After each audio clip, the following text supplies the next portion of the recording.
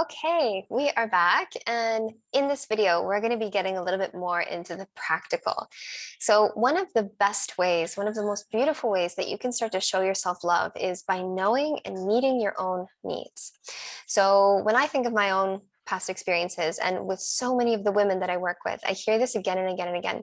I'm afraid that my needs won't be met. When they're referring to, pressures and stresses they're going through in their relationships or with their job or in their family dynamics, I'm afraid that I won't have my needs met, or I'm afraid that, I'm doing everything for everyone else all the time. And I always ask, my question is always when people find themselves people pleasing and overextending and saying yes to everything and just, abandoning their own needs in order to give to everybody else, my question is always, what are your needs? Do you know what your needs are? And so many women are like, yeah, I don't know what my needs are. And I laugh because the first time that I did this exercise with my mentor is when she asked me, like, well, yeah, what are your needs? And I'm like, I don't have any needs. Like, I couldn't identify what a single need of mine was because my attention for so many years was focused on everyone else and simultaneously and naturally feeling deeply unfulfilled by my relationships, feeling depleted in my relationships, feeling like I needed space from my relationships to recover versus my relationships really nourishing me and nurturing me and filling me up. So we need to know what our needs are. And this is especially important as women because the epitome of being a woman in our modern day society and our culture is that the epitome of womanhood is to be selfless, to be eternally giving. And the truth is self-love isn't selfish. And taking time for yourself, it's not conceited, it's not vain. Taking care of yourself isn't indulgent, it's necessary. And if you want your partner, your kids, your parents, your friends, your community, your workplace to thrive, then you need to thrive because you know deep down that you can't give from an empty cup. And when you meet your own needs, when your cup is full, you have that much more to give. And therefore, the best thing that you can do for the people in your life is to give to yourself. Because when you are full and nourished and whole, and when your needs are met, then your partner and children and workplace gets the full, nourished version of you. And that's where you're at your best. So, you having your needs met is as important to everybody else in your life as it is to you. So, how do we start to fill our own cup? Because we have to start to give to ourselves to meet our own needs. So this here is what we have called the needs inventory. And so this needs inventory is a universal list of needs. So we need everything on here. But how we use it is that we start to identify and write down our own unique personal needs. And then we take action towards meeting those needs. Now, you have all of these needs, but what I'd like you to do is just to go through and which needs feel the most unmet for you at the moment. Like when you read through and when you notice like what you feel unfulfilled by in your life, or what you feel you're not really satisfied with in your life, go ahead and write these down. So is it your need for community? You don't feel like your need for community is really being met, or your need for compassion isn't really being met. Your need for intimacy or for love isn't being met. Is it your need for support isn't being met? Is it your need for accountability, right? Or for balance, or take a moment now. You can pause me if you'd like and just go ahead and write down like the top 5 needs that really jump out at you. So once you have a chance to go through that, I just want to share, like I said, I used to have no idea what my needs were, let alone, not even just what my needs were, let alone what brought me joy, what brought me fulfillment. And so this process of meeting our own needs is such an act of self-love and self-care that we can do in the present moment.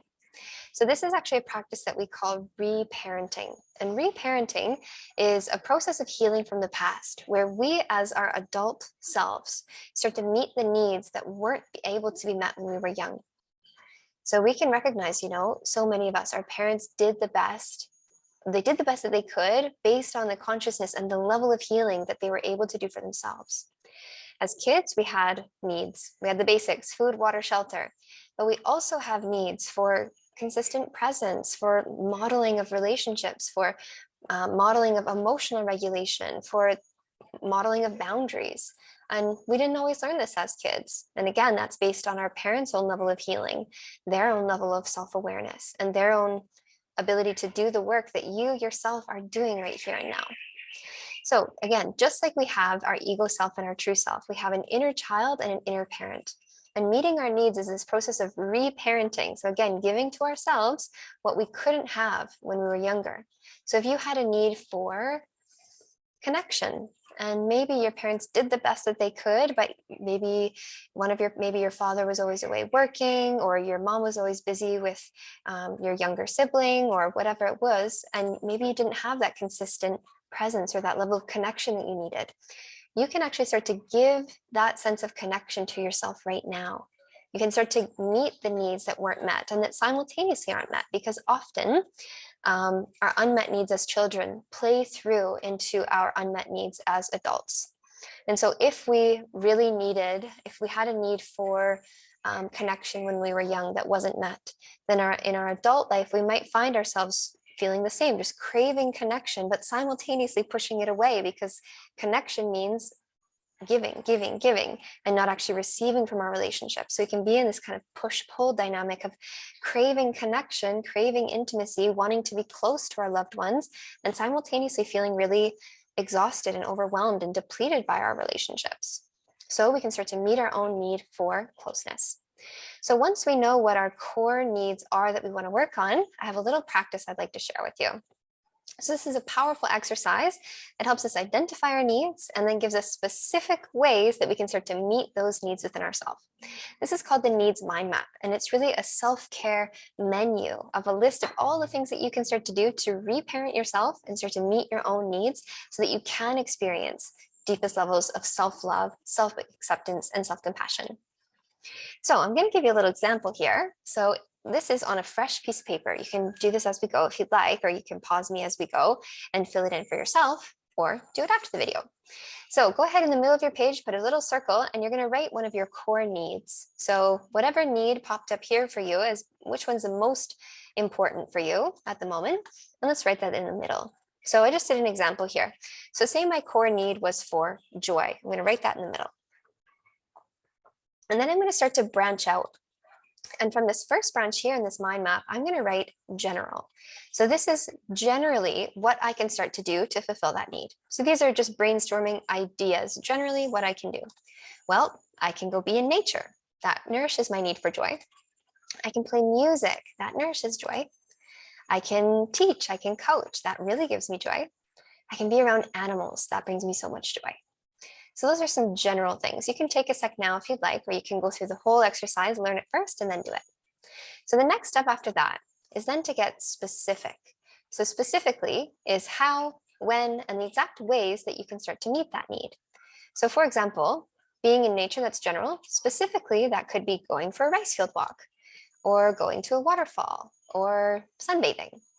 And then we're going to get even more specific. So we're going to branch out until this becomes like a tangible, structurable thing that we can put on our calendar. So it's one thing to know what brings us joy. It's one thing to know how to meet this need of joy. And it's another thing for it to actually get on the calendar so that we're committed to meeting this need in action, not just thinking about it, not just knowing what to do, but actually doing it, right? So then I'm going to get really specific. Okay, so 10 minutes, so daily 10-minute walk at sunset. Beautiful. So I can commit to that. And I really enjoy that. Is 10 minutes at sunset. I'm going to go for that rice field walk. That allows me to be in nature, and I am directly nourishing my need for joy. Okay, so go to a waterfall. More specific, the closest waterfall, like 10 minutes from my house. And maybe I commit to one new waterfall a month, right? And I'm going to get even more specific. So again, it gets onto the calendar, it gets into action. Let's say Wednesday afternoons. I know that I have a break from clients, 4 o'clock, Wednesday afternoon, the sun's still up. I'm going to get my sunset. I'm going to go to that waterfall. Okay, branching out from sunbathing, 15 minutes daily after lunch. I'm going to go lay in the sun, or I'm going to go for a walk.